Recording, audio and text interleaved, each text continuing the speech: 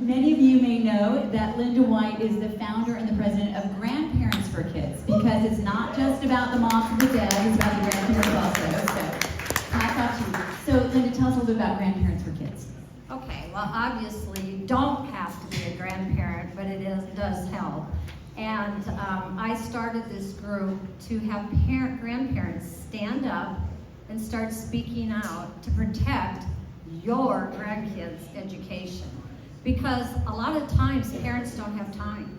They're busy raising their kids, they're busy working, they have to get home and feed their kids. Us grandparents, we can step in. We don't have to take the place of a parent, but we certainly can stand shoulder to shoulder with them to make a difference in our grandkids' education. In Grandparents for Kids, we believe in a non-political, academic-focused education for all the kids. And before Deborah jumps in here, I'm just going to say that in the United States, there are 70 million grandparents. In Colorado, there are 1.2 million grandparents. Woo! Grandparents for Kids' goal is to activate 1% of those grandparents. So that would be 700,000 grandparents across the United States and 12,000 grandparents across the state of Colorado uniting together to protect our grandkids' education. I think that was the question I was going to ask you, that statistics, so well done. You all got involved in a particular thing that I thought was very interesting, which was Kirk Cameron's Brave Books, reading them in the library as an alternative to other programs in the libraries. Can you talk about that? Yeah, that's the fun part of what we do with Grandparents for Kids. We actually have grandparents that go into the libraries and have story hour. And we use books that are wholesome, have a message of integrity, bravery, courage. I call it the antidote to drag queen story hours. And we do that around the Denver metro area. And we started by reading Kirk Cameron's Brave Books. I don't know if any of you are familiar with them, but they're great books for your grandkids. Wonderful. So last question, how can people find out how to get involved? Well, I have a table back there with lots of information on it. And we do have a website. It's grandparentsforkids.org. And you can go to the website and sign up. We do have a newsletter that we send out every single month. We have over 500 subscribers. And I want you to know that Grandparents for Kids has chapters in Colorado, and we also have members from 24 states. So grandparents are rising. And I'm going to do one call to action, and that is for grandpas. Grandpas, you need to stand up and help us. Grandmas can't do it all. We need grandpas to help us. And come and talk to me afterwards. Back on the table is some information. And pick one of these up. This thing is going to knock your socks off if you pick it up and scan it. It talks about some of the social studies resources that are going to be available to teachers in Colorado. And if you want your first grader to know that Jared Polis is the first gay governor, those are in the resources. So take that card home and look at it. Thanks. Thank you so much, Linda. Let's give her a hand. Let's welcome up Kathleen Chandler of the Independence Institute. Welcome, Kathleen. You got it. Oh, also our newly elected RTD board member, Kathleen Chandler. RTD is going to be the death of me. No, you're entertainment. That's what's going to happen. You know our way around. So I want to give a quick introduction. Many of you know Kathleen. You probably heard many of the classes that she gives. Her official title, and I love this, it's perfect for our group, Director of Independence Institute's Citizen Involvement Project, which is key. And I'm going to ask, let me just say up front that Kathleen could do 3 of these events all by herself. So this is just, we're kind of giving you a sample platter. Anything that you're finding you're interested in, please speak to someone afterwards, because there's so many ways to get involved. And the best part about how citizenry works, what really wakes you up in the morning may not be for somebody else, but it's going to take every single one of us to get involved in these different areas. Now, Kathleen, you teach 2 particular classes. One is the citizen engagement one about boards and commissions, and then speak up and speak out. I want to talk about both of those briefly. Tell us about the first one. Okay. It's actually called Citizens Guide to Civic Involvement. And actually, there's a flyer on your table. It is happening tomorrow night. It is a great class. It'll teach you step one of why you should be involved in your local government and how you can do that without being elected. There are many, many boards and commissions that are available that you just have to be a citizen of your community and you need to be appointed. We've identified over 4,000 of these boards and commissions in the metro area. That's not even the entire state. That does not include all of the appointments by Governor Polis, who actually does appoint occasionally conservatives. I was on the Motor Vehicle Dealers Board, believe it or not, appointed by Governor Polis for about 4 years. So you too can be on a statewide board, you can be on a local board, you can be on your county commissioner. They have a lot of different boards that are available. Most of them are being appointed in February. That's why this class is extremely important, because it will be happening soon. Because as people were elected, they then now have appointment powers. And a lot of people are rotating off. So if you've ever thought about being on the Citizen Budget Advisory Committee, if you've ever thought about being on your Water Commission, if you've ever thought about any of those commissions, come to my class, which is tomorrow night. It is being held by Zoom, so you do not even have to, I hope you wear at least your pajamas. But it's at 6:30 tomorrow night, and it is, again, by Zoom, so it's available for all to come and attend. It's really a great class. Its format really lends itself to Zoom. My other class that I love to teach is called Speaking Up and Speaking Out. It's basically, how do I talk to my neighbor? How do I engage in persuasiveness with my neighbor? It all came out of COVID. I had a gentleman who came to me one day, literally I was at an event, and he was in tears because his daughter was denying him access to his grandchildren over COVID. And I said, this cannot happen. If you can't even have a conversation with your children, you can't even have a conversation with your neighbor or anyone else, what are we doing as a society? So that class is really techniques on persuasion, because as we've alluded to, it's really about connecting with unaffiliated. It's with connecting with people that are like-minded. We all have something in common. We really do. And what you need to do is breach that conversation and talk to people so that you don't drag them to your side, bloodied and bruised, but that you take a step towards them and they take a step towards you. Because really what we want is the best for the most people. We will obviously always have those that are going to fall to the side. That is the charity. That is where charity comes in, okay? We need to come up with the best for the most people. So this class, it's about 2.5 hours. I will come to you. I can do it in your backyard. I'll do it in your, I've done it for We the Women. I've done it all over. If you want me to come and do that class, I would love to come to your group, because we have to start changing culture. Culture is always first. Politics is always second. So in order to change the political atmosphere, we must change the culture. Great, so let's give people some tips of what they could take away in case they're not available tomorrow, for instance. Let's start with the boards and commissions. I think most of us know that we are no longer really governed by legislation, we're governed by unelected bureaucracy, right? I mean, people form boards and commissions and then they meet in a room and you suddenly wonder why you're not allowed to plant something over there, or suddenly your rights were taken away over here. Until we can pull that all back, we may as well be the ones in the room to bring constitutional principles and conversation. And Kathleen always says, it's amazing what one person in a room can do if you are asking questions then. Why are we doing this? Is this the proper role of government? So for those who cannot participate tomorrow, where can they begin the process of finding out what's available, and then how they go through that process? Well, I don't want to give away my class, because I do want you all to come. Just enough. But the easiest way is for you to actually know where you live.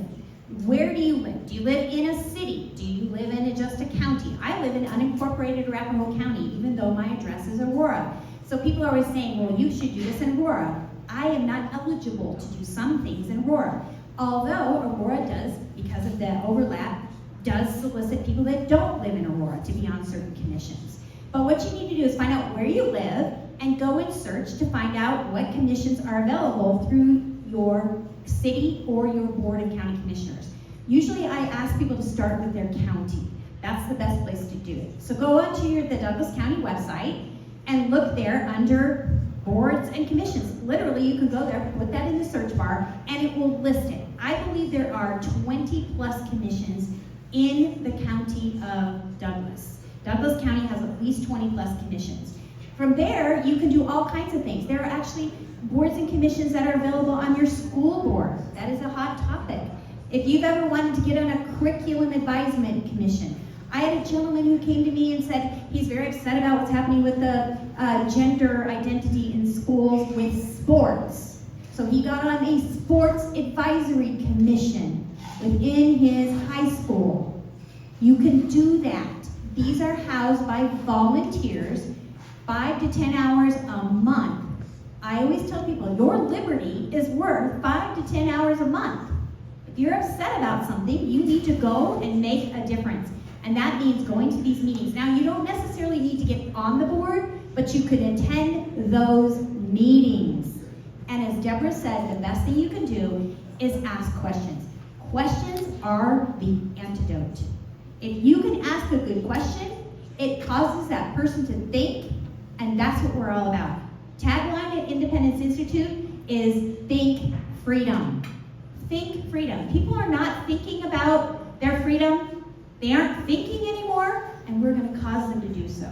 And so if you can get up there and ask a question that makes them pause and reflect, that's really the beginning of a good opportunity for discussion.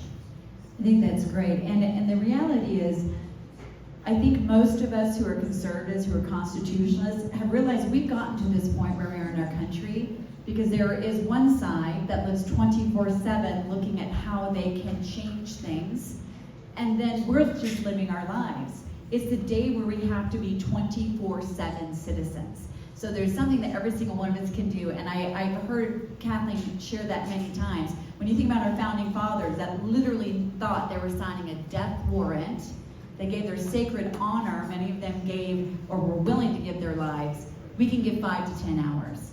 What is that thing that absolutely gripes your soul, that drives you crazy? I bet there's a board and a commission that has to do with that, and if not you, then who? And I think when we come in and we're rational thinkers and we ask questions about the proper role of government and we reframe it, lots of things are just happening, not because people have a bad agenda, but because we're just not there in the room. I'm going to give you a quick antidote from my personal life. I live in an unincorporated Arapahoe County, and across in my community, there was one gas station in a 5-mile radius for years. One day, we see a sign that went up that said, "Coming soon, Maverick Gas Station. Please come to the Planning and Zoning meeting." So I did. My husband and I showed up at the Planning and Zoning. There was a commission sitting up there. We were the only people that attended that meeting. This Planning and Zoning gave the poor gentleman who owned the land and the Maverick gas station a grilling and told him that they were going to vote no on this needed gas station in my community because they didn't like the size of the caliber of trees. The guy was like, I complied, I did everything. I mean, he was dejected. He sat down. Guess what? They asked for public comments. Who raised their hand? Well, the only 2 people in the room, me and my husband. I ran up there and I asked that commission, excuse me, are you going to deny a needed gas station in my community because you don't like the size of the trees? And I sat down. My husband did the exact same thing. They talked amongst themselves. There's a gas station there today. That's how this works. We need people to rise up and say, hey, look, you people that are unelected who are on the Planning and Zoning have so much power, that's ridiculous. But nobody is watching them, and that's what we need you to do. Attend a meeting and or get on the Planning and Zoning. Although Planning and Zoning is very difficult to get on. Very difficult. So one other question. for the second aspect of what you do, the speak up, speak out. There's going to be so many opportunities. The legislature just started. We need to support people like Lisa Frizzell and our other representatives. We need to find out when there are committees. We need to show up. Last year, I think many of you know, we've shared this analogy, there was a bill that was supposedly against, automatic weapons, although no one can define what that actually means, that would have outlawed the 10 handguns that women use most for self-defense. There was a huge turnout. Over 500 people showed up, and every person that testifies, you hear a statistic that a legislator or a committee thinks that person actually represents about 1,000. So if people show up and make their voices heard, we can't always stop things, but we can many times. That was defeated. We need to support our legislators, so we need people to show up and speak up there. Show up at school board meetings, not always to, harangue, but to support something that's going on. Show up at your town council meetings, the commission meetings, etc. So that's one way of speaking up. Can you give everyone a tip, or if they're afraid to go to those, what would you recommend? Well, a couple of things. There is a wonderful organization called UCLC. I think it stands for United Colorado Leaders Coalition. They do training on how to testify. They're excellent. Their training is really, really good. They are very pro-life, so they tend to skew towards the pro-life area. So I would recommend going to one of their seminars. If you want, come to my class. Call me, email me. I would be happy to talk you through what you're going to say, how to write out your testimony. But what we need active and engaged citizens, because it's all about changing the culture. The culture is really where it's at. We cannot keep yelling at the people that are elected, because the people that have elected them are the ones that are at fault. And so we must talk to our neighbor. So I would suggest coming to my class, asking me to come teach a class at your house, calling me up, setting a coffee appointment. I don't care, I will come to you, because this is about changing that culture. And one other action step, everybody picture in your mind your one neighbor that you think if you opened a conversation, they would bite your head off. Whoever that is, right? What would be the first step towards that neighbor? Trying to come up with a place of agreement. Just start from the fact that, well, one, we're all citizens, we hope, right? Of this great state, not only of the United States, but of Colorado. And the more you can keep it local, the better chance you have, right? You can't go down and knock on the door of the President of the United States, even if it's gonna be Donald Trump, much less Joe Biden. But you know who your mayor is. You can go talk to the people that are in this room that are elected. That is where you're gonna have the best agreement is. So start local and start with a center of agreement. You can always agree on the fact that we all want educated children. We all want safety. We all want security. Those are important things. And so start from an agreement and work towards that. And do not think you need to win an argument. Arguments are not necessarily what you need to do. You need to persuade. And that's a completely different set of skill. And so I would ask that you would work on persuasion and not argumentation. Thank you. So Kathleen has a lot of information. I heard you your classes. Thank you so much. And on your table is my company magazine here, Inking Magazine. I would love for you to take this, and please, my information is available on the flyer, and I would love to have you attend my class. Thank you so much. Okay, wonderful. And we do hope that you ask questions of anyone who, who's been up here to speak. We just want to give you resources and encourage you to get involved in these different ways. I want to share one really quick story. I'm going to take a moment of privilege. We can turn people towards the principles for which we stand. I want to share one story that always sticks with me when I was running for office this last time.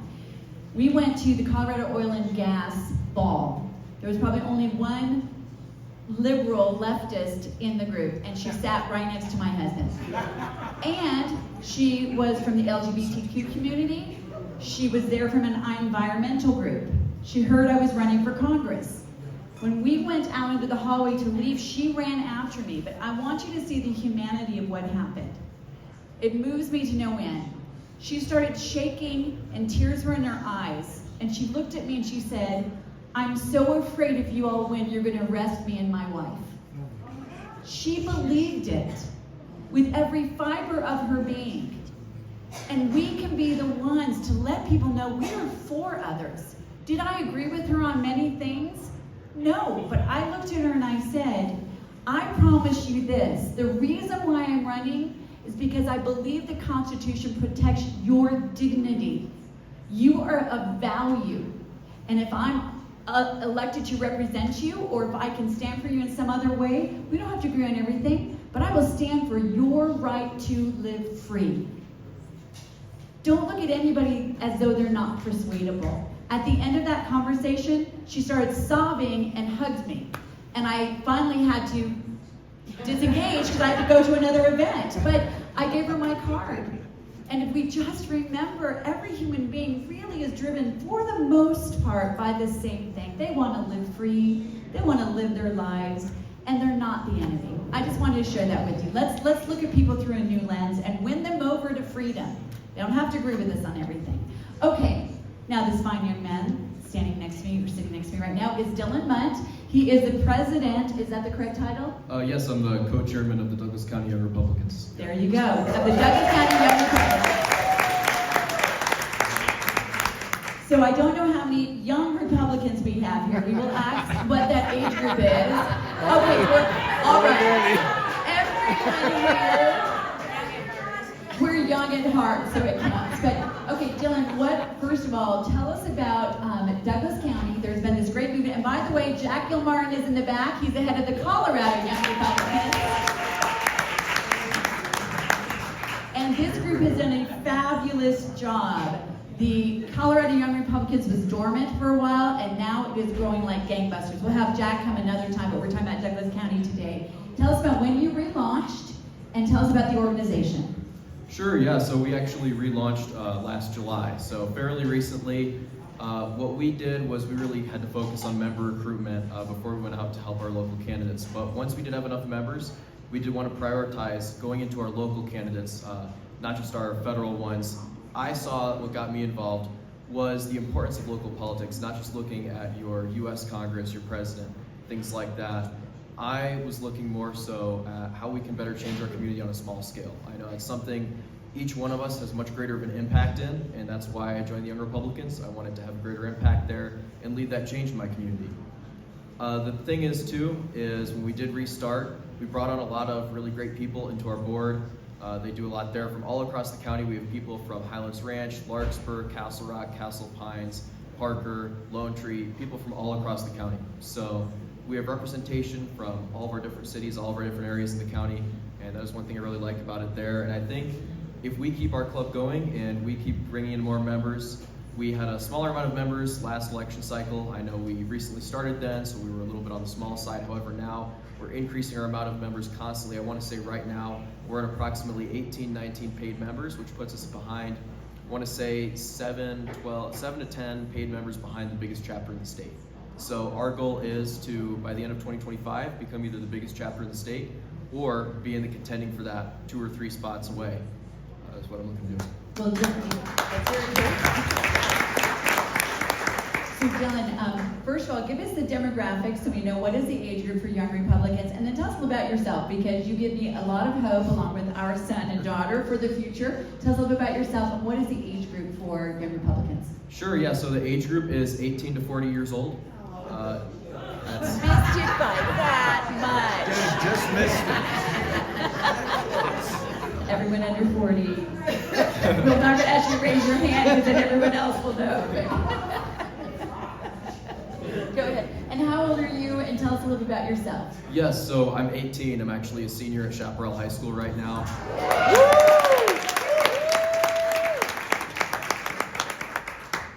So that's the thing, that's kind of the odd part is, since I did come in when it was first starting, that's the nice part is I've gotten a lot of experience very, very quickly, so I was very fortunate in the sense to be 18 and co-chairman of the chapter. The thing is, a lot of the people are not high school, college age, so when I talk to people, a lot of people are thinking Young Republicans, are thinking, oh, is that like 16 to 20, stop at 25? No, it does go to 40 years old, so there's a lot of people that I've talked to that say, oh, I don't think I can do that. And, oh, how old are you? Oh, I'm like 38. And say, nope, you're completely eligible to do this.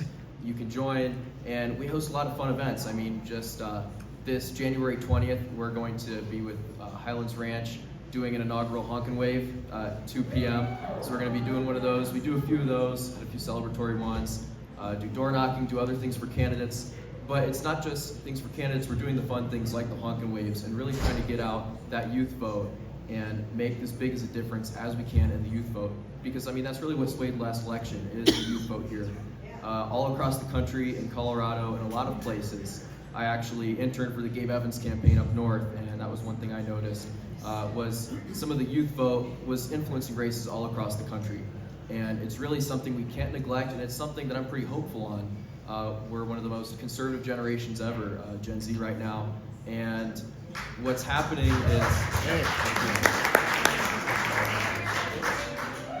I know the big thing is with us leaning more conservative, a lot of people my age are wondering, seeing these failed policies, thinking, how am I going to buy a house? How am I going to put gas in the tank, and how am I going to put groceries on the table? And that's the biggest thing I've seen in these places that I've been, in these schools, in these neighborhoods with a higher concentration of young people that used to just vote lockstep with the Democrats. That's what they were told by their teachers at college, at high school. But we're turning that around now, and I'm very hopeful for it. And I think we really have a bright future with this. Agreed. And I want to share a statistic because this is exactly what Dylan's talking about. There was a Harvard youth poll, so how many of you know Harvard's not going to tilt it in our direction, right? But the Harvard youth poll showed that 18 to 24-year-olds say they're more, let's try this again. 18 to 24-year-olds are more conservative than the previous generation, which is the next generation up. And they note, this is incredibly rare in human history, that the younger generation is more conservative than the generation came before. And they said one of the number one things that woke up the younger generation was COVID, because they realized this is another great place, another great opportunity to continue this movement. And many know there's a whole new coalition in the political space called the Bro Coalition. The fraternities actually turned out in droves for President Trump, so that's a very good thing. What are you hearing from your own peers when you talk to them? So one of the big things, I actually have a story about it. I've heard from my peers, a lot of peers agree with me, and it's actually kind of how I used to think too. I thought that I was an anomaly in the sense that I was a young conservative. I didn't really know if there was anyone else out there like me. And you know, how we have to watch our P's and Q's be real silent when we're around people. Of course, we're the ones getting canceled, having berated, things like that. And that's true, especially in schools. I mean, there's been experience, a lot of people that I've known and me myself had, there's teachers, other students, just come after you, attack you for your views. And a lot of people are afraid of that, especially with the youth vote. However, when I started working with the young Republicans and I actually started becoming much more vocal, I realized, you know what, I'm going all in. If I'm going partially in, I might as well go all in. And what I did was I started, posting pictures of me at Trump honkin' waves and things like that. And all of a sudden, all of my friends and a bunch of people I didn't even know started coming up to me saying, hey, thank you so much for what you're doing. I'd love to do this, but I just don't feel like I can do this. I was alone. I didn't know there was anyone else like me out there. And I think that's the big thing, is letting youth know there's other people like them out there, letting them know their vote counts, because a lot of people I've talked to just think it doesn't matter, they're alone completely, but that's not true. We can really influence the youth in this way by connecting with them and making sure they have these proper resources to know what's going on in their local government. So Dylan, how can we here, who are not under 40, how can we help, how can we guide people to you, and how can we support you in this great thing that you're doing? Well, I'd say the number one thing to do to support would be kind of more of the word of mouth. That seems to be the most effective way that our groups like these are being supported. We do promotions on social media, go to events like this, and try to recruit people there. However, the main issue we face is people might see what we're doing once and go on with their day, and they might forget about it. The thing that I recommend is, if you are not eligible yourself, you probably know a few people who are. And with that being said, I would highly recommend that you send them over to me, send them over to someone in our chapter. I personally, with each person that joins our chapter, I sit down, I have a 10-15 minute phone conversation with them. I want to make sure everyone is there, what their goals are, they're there for the right reasons. And what I do is, meeting with these people, I develop these personal connections. So what I'd recommend is making those personal connections yourself to the youth there, turning them over to the young Republicans, not just saying, here's a group, but turning them over to our chapter so we can have those personal conversations with them. If they're not politically involved, we've had a lot of people that have not really cared about politics too much that we've influenced and have really brought there saying, no common phrase, if you don't care about politics, politics is going to care about you. And that's one of those things that our chapter, we've been pushing to people who are not currently in the chapter to get more members in. So I would say the biggest thing you can do is recommend people yourself to join the chapter, even if you're not eligible. Because we do need those people, one or two people it makes a huge difference. Great. We'll have like 2 questions and then, okay, great. Yes, Evie. With the success that Turning Point USA is having with the universities, it sounds like you're trying to get something like that started in the high schools and move up. Now, is there a way to be a junior Turning Point affiliate? So, Just to repeat the question, Evie asked, in relation to Turning Point, which is college, is there a way to be a junior chapter, basically, at Turning Point in high schools? So actually the Young Republicans, they have a few different chapters for high schools and colleges. They have the High School Republicans, which is like high school age, and then the Young Republicans can be college age and up. I'm in high school and a Young Republican. I'm actually a bit older for my year, so I'm a bit lucky that I was able to do the Young Republicans in high school. However, a lot of people that I know are not able to do that. I did try to start up a Turning Point at my high school, and here's the issues I have faced. Although I have a lot of support from teachers, there's a lot of Republican teachers in Douglas County, the groupthink of the left is really what kills these organizations, because teachers are worried about being canceled, they're worried about their careers being on the line, and you have to have a sponsor of a club. When I tried to start up the Turning Point my sophomore year at Chaparral High School, we had a lot of support, a lot of teachers that said, I love what you're doing, good luck, but I really can't do anything. This is just, it's like too radioactive, they can't touch it, they can't do anything. And I think that's the main problem, is if we can get maybe a few fearless people to go carry the flag and do these things and be vocal in schools, that would be great. However, the way I saw it earlier was it was not likely, so I kind of took the plan B and later came around with the Young Republicans, where you're not getting the high school people as much into your organization. However, you're getting the college age a little later. And what I actually do with my chapter is I keep all of our events open. I make sure if there's any high schooler that wants to come to our event, they can't officially vote on our board, they can't officially be a member, but let's say there's some high schoolers I know that are friends with that want to come to a honk and wave, they want to go to our launch event, they want to go to the swing dancing or whatever we do for our events. To get them connected to us, I leave those events open because I know the struggle that goes with trying to create a Republican club in high school. Great. I'm going to do preference. Jonathan. No, just real quick. question. As we're spreading the word, what does it take to become a member so we can let people know? So there is a state website actually, and Jack's the state chairman over there, but the state website has membership dues, and all you would do is you go to the state website and pay your membership dues, type in your information of where you live, and there's actually a Douglas County Young Republicans Instagram out there. As well, I have some informational flyers over in the back there, kind of towards the door, so when you guys are heading out, feel free to grab a flyer. It has my phone number, email, and the Douglas County Young Republicans Instagram on there, and we do a lot of our event promotion there.